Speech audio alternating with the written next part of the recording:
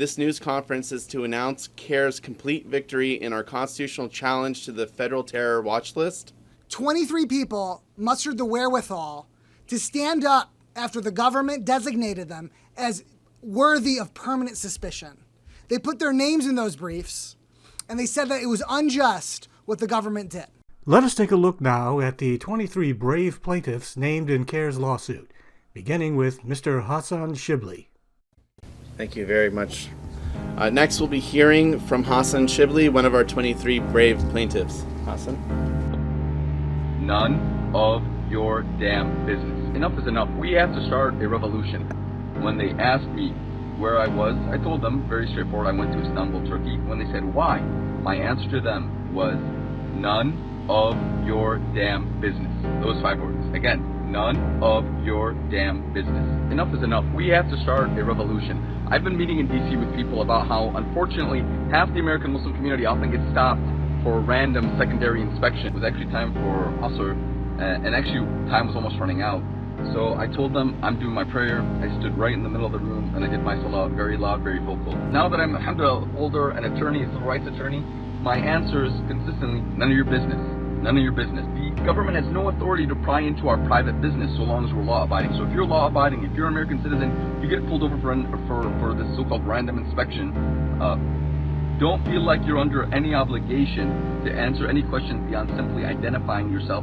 And then please contact us. Let us know what you're going through so we can file mass complaints to push about for a positive, constructive change. What I need you to do is, if you have been stopped for random secondary inspection by Customs and Border Protection when you're traveling, when you come back from overseas, let us know. Let me know. We need to get as many complaints as possible that this is happening so we can actually file a mass complaint. We were actually asked to do this by our friends within the government. They want us to do this. Look, if you're in line at the airport and they ask you a question, screw them. Start praying the Our Father in the middle of the place. Stop everything. Stand up.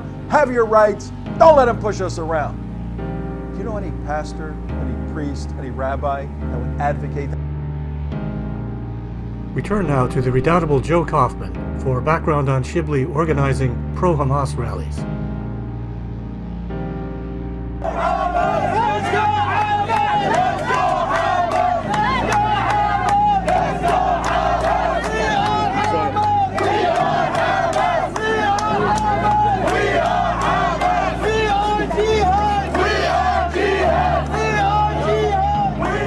Additionally, Shibli has been meeting and fundraising with convicted terrorists like Hatem Naji Fariz.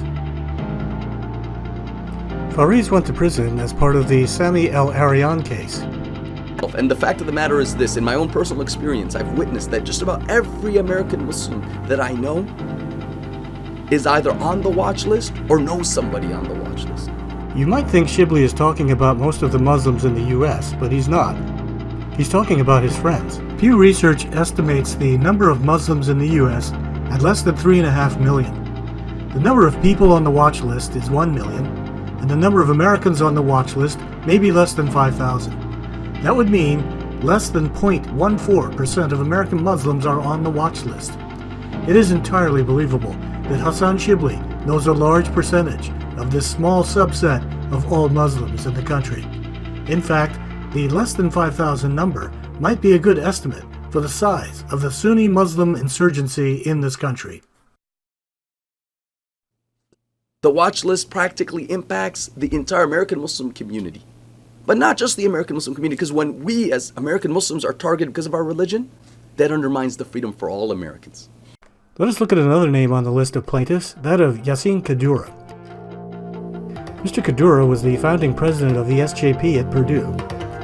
And during the Arab Spring, Kaddoura was working the Libyan-Egyptian border as an English language fixer for mainstream media. Another name on the list is Donald Thomas.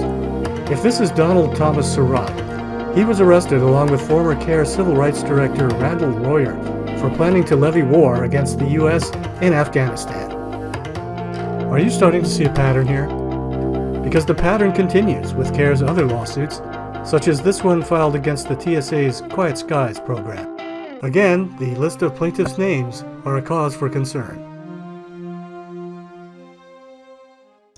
Today, the Council on American Islamic Relations, the nation's largest Muslim civil rights and advocacy organization, is holding a press conference at its Capitol headquarters in Washington, D.C.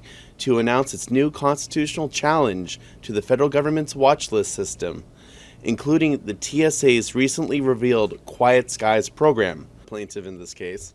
Thank you for joining us. My name is Mohammed Al-Badawi, M-O-H-A-M-A-D. My last name A-L-B-A-D-A-W-I. I thank CAIR for taking care of... Mr. Al-Badawi. Mr. Al-Badawi. Sir, Yes. may I ask you a few questions?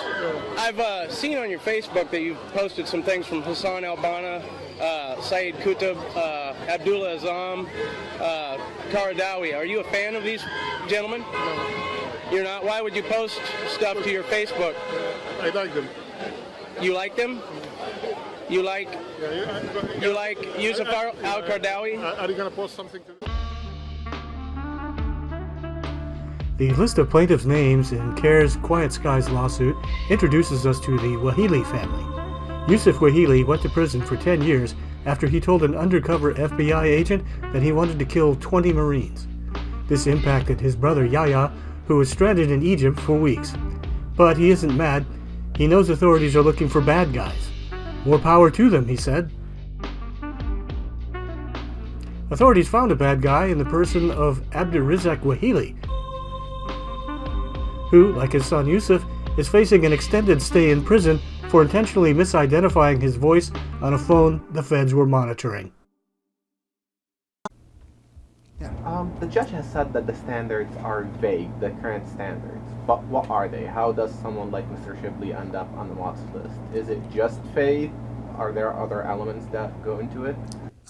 So as a practical matter, because the standard is contentless, the federal government will be able to put on the watch list whoever it is that they want to put on the watch list. And so what we've seen is that the watch listing system is trained on the Muslim community. And because it's trained on the Muslim community, they're able, and there's no standard that has any content that they're required to meet, they're able to just dump people on the watch list. And so what we see is that watch listing occurs in clusters. The FBI field office, for whatever reason, many, many years ago, started focusing on the Oregon Muslim community. Oregon is home to the Portland Seven, who wanted to fight U.S. troops in Afghanistan. The Christmas tree bomber is from Oregon. CAIR must remember this. They complained about the guilty verdict, saying it would alienate Muslims. We see a cluster of watch listing cases in the Northern Virginia area. Northern Virginia is a hotbed of jihad activity, including the notorious Dar al-Hijra, where jihadi rock star Anwar al-Awlaki ministered to the Fort Hood shooter and 2 of the 9/11 hijackers. We saw a cluster of watch listing cases from there. There's a cluster of watch listing cases among Muslim community leadership, imams, activists, institutional leaders. Those folks are networked, and so when one gets watch listed, your association with that person becomes a basis of your own listing. So there you have it. Hassan Shibli was irresponsibly dumped on the watch list because of his faith.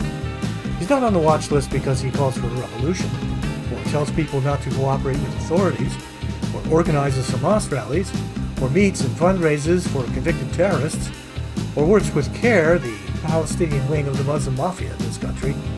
Be very careful believing anything that Gadir Abbas says. Here he is telling Amy Goodman that Texas law prohibits you from discussing your grocery store purchases. Bahia was to simply say to a friend, I am not going to buy something that is made in the occupied territories that Israel is selling in the United States. This would make her in violation of the law? Yeah, Bahia would be disqualified from working This for is any ridiculous school on its district in the face. state that's There is no following law in this Texas, the simply country, because the world, she chooses that keeps you from talking about your groceries. Does it matter that the very people who belong on a watch list are working to not just get their names off, but to destroy the whole watch list system? The whole watch list is illegal. Not a small part of it, not the way they do it, the whole thing, the entire enterprise. and those violations of American Muslim rights are now coming to an end because of the courageous people who are on the watch list, who decided to come out of the shadows and trust in CAIR to fight on their behalf in the courts. Judge Strenga devoted a whole section of his decision to the importance of national security, invoking language such as, unless a society has the capability and will to defend itself from the aggressions of others, constitutional protections of any sort have little meaning. Concern for national security is something you will never hear from the Council on American Islamic Relations.